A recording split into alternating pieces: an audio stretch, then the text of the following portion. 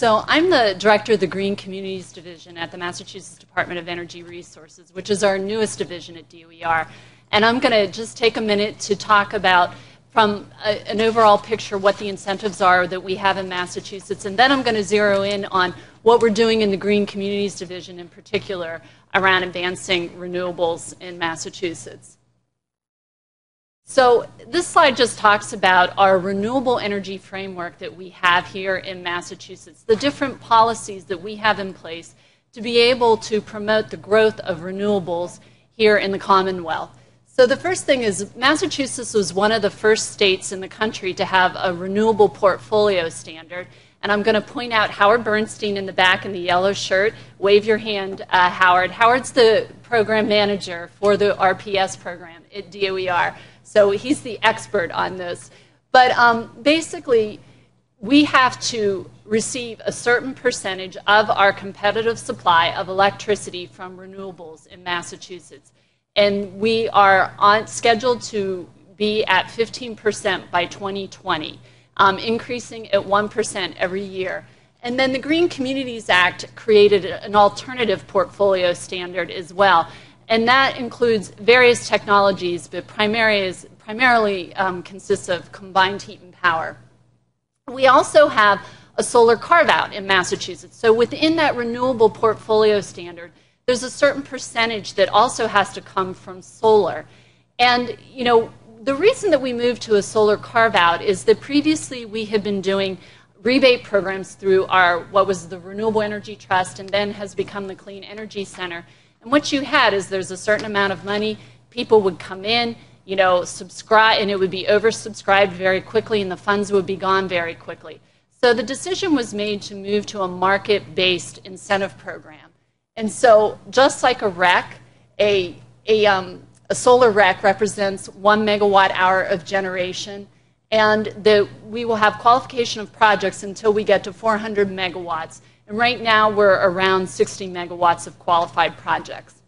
Then we also have net metering in Massachusetts. I know a lot of states have net metering, and this is capped at 2% for public projects for each of the utilities load and 1% for private projects. And we just issued some regulations that get into how that is implemented. But you can see that it's up to 2 megawatts for solar and wind and for agricultural projects, and then 60 kW for other technologies. And then our Mass Clean Energy Center. So this is the organization that provides targeted funding for renewable energy projects in Massachusetts. The one that folks most talk about is the ComSolar program, which is for small-scale solar up to 15 kW with a rebate for the first 5 kW. But they also have programs for other technologies. Recently launched a solar thermal program. They also do programs around hydro, programs for wind. And we're also looking at, with CEC, a larger renewable thermal program and what we might be able to do in that arena. And then this just lays out the goals that we have in Massachusetts for solar and wind and where we are as of March 1st. And so all of those incentives and programs that I highlighted are helping us to achieve these goals. So now I'm going to talk about the Green Communities Division and what we're doing to advance clean energy in Massachusetts. So the Green Communities Act, which was passed in Massachusetts in 2008, created a lot of the policies and programs that have advanced Massachusetts, including some of the revisions to the net metering regulations, the alternative portfolio standard. But it also created a Green Communities Division, and our landmark program is the Designation and Grant Program. But our overarching mission is to serve as the hub for all 351 cities and towns on all of their energy matters. If you have a question, give us a call. And I just like to put this map up here so that folks can see the diversity of municipalities that have achieved green community status. We have 86 in Massachusetts, and this map shows that they vary in size, and they vary geographically and socioeconomically. And there's several criteria that a municipality have to meet to be able to be designated a green community. And this just shows all the hard work that has been done at the community level to achieve this designation. So once you become designated a green community, you are guaranteed funding. And that funding is a base grant of $125,000, and then there's an adder based on per capita income and population. And so our grants to date have ranged from $130,000 plus to $1 million, which is for the city of Boston.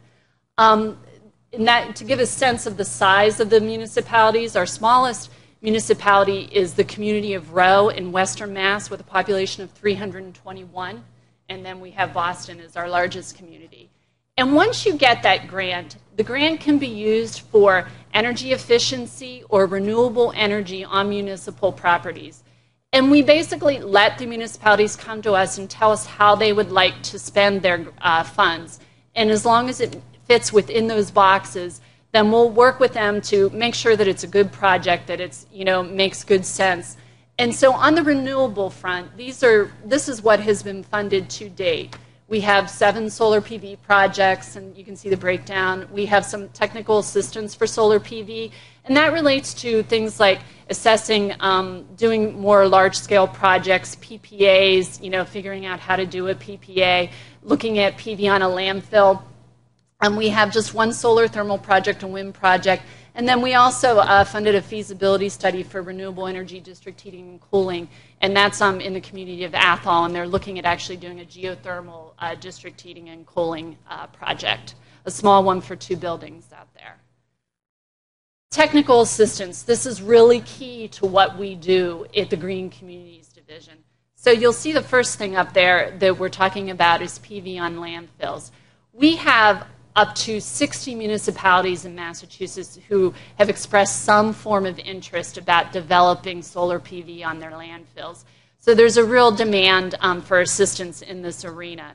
So we provide technical assistance with our Department of Environmental Protection because the DEP becomes involved because you need a post-closure use permit from the DEP. So whenever a municipality expresses interest, we jointly go out to the community and talk to them about the solar incentives, the technical issues with solar and installing solar, and then DEP talks about the permitting process. A handbook. The handbook is done and waiting to be published. This is something that we've been talking about for a long time. I see some heads nodding out there. I wish it hadn't taken this long, but we're finally there. We just need to get it out there. But it brings together information from multiple agencies across state government. So that's one of the reasons it took longer, and these things always take longer than you expect. But we had a municipal review committee that has reviewed it and feels that it's something that's going to be really valuable to municipalities. But once again, because of the demand for PV on landfill and knowing how to do this. And then workshops. We've done 2 to date. We did 1 in the Southeast and 1 in Western Mass. And now we're looking to do 1 in the Northeast West Central 495 corridor in the spring. We do webinars, and we've done a webinar on solar PV and a webinar on wind. And we cover everything from the basics of the technology to financing to procurement. And these were done last year, but they're still very relevant, and they're posted on our website, both the slides and the audio. And then we have model as-of-right bylaws for both solar and wind, providing as-of-right siting is one of the ways you can meet one of the criteria for becoming a green community. And it streamlines the process for a project being able to move forward in a municipality in Massachusetts. And to date, we've had 33 of our 86 green communities adopt solar by right in their community, and 5 that have adopted wind. I'd also like to take a minute to talk about Solarize Mass. This is a partnership that we have with the Clean Energy Center, and it's a community-based program to bring down the cost of solar based on bulk purchasing and the economies of scale.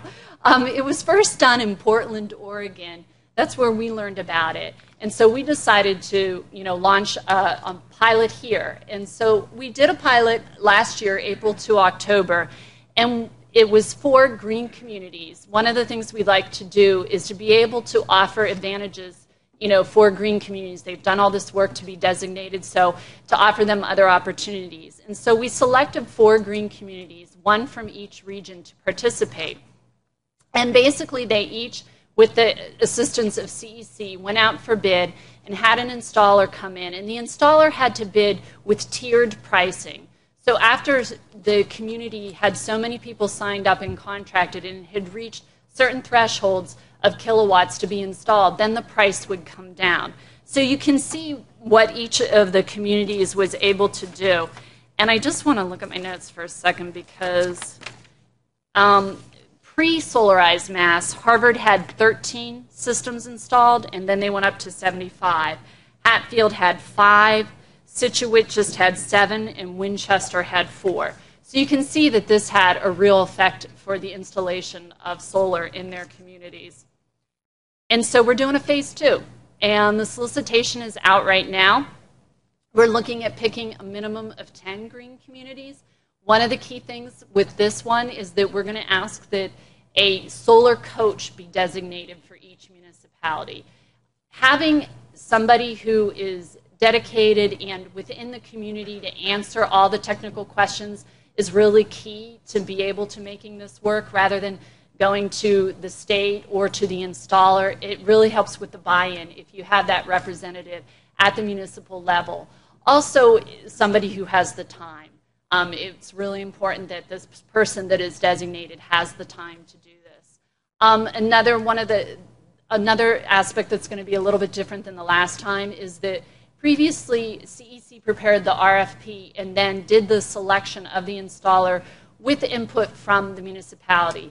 This time, the municipality is going to do the selection with input from us and CEC. So it's putting it more in the hands of the municipality, and we're learning each time as we go. And we will continue to provide the educational resources, the marketing.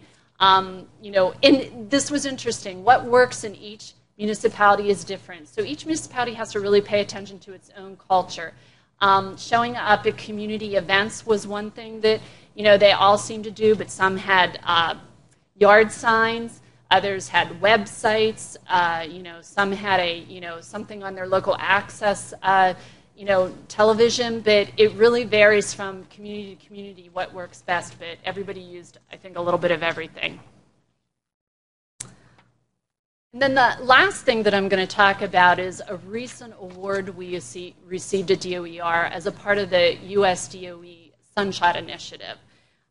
We received more than $500,000, and the idea is to bring down the soft costs of solar PV installation.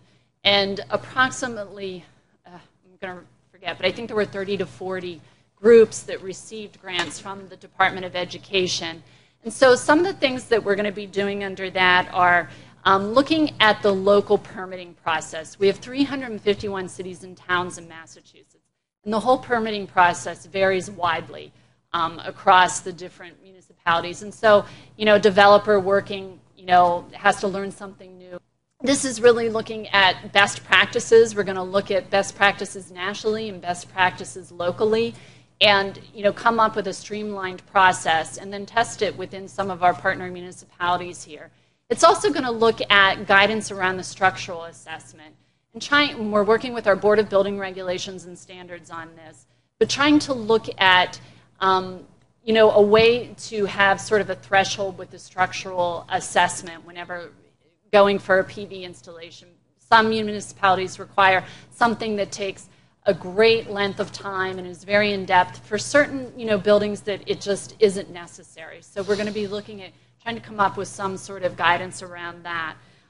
Develop model zoning bylaws. So I previously mentioned that we have these as-of-right bylaws, model bylaws, and we have as-of-right model bylaws because that's a way to meet it's one of the requirements for becoming a green community.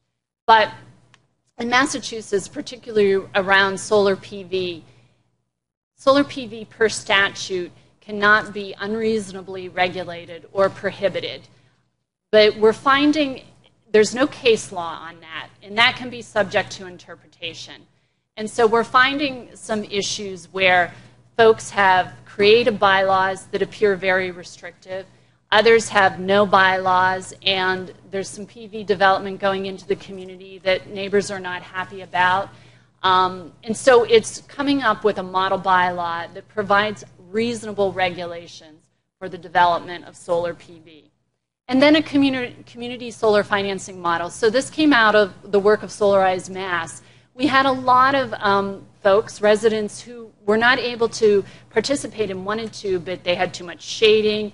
Their roof would require, too much reinforcement, but they wanted to participate. So it's looking at a model, and this has been done in Colorado in particular, and so we will look at other places where you create a garden. And in this case, for this funding program, it will be rooftop, but you can do ground-mounted as well. But looking at creating a garden with various rooftops, be it public rooftops, and people can have a piece of it, like a community solar garden. So there's a lot of legal issues that are going to come up with this, ownership, how to participate, insurance, state regs, federal regs. So this is something that we're going to be looking at as part of the Sunshot Initiative. And then you can see there who our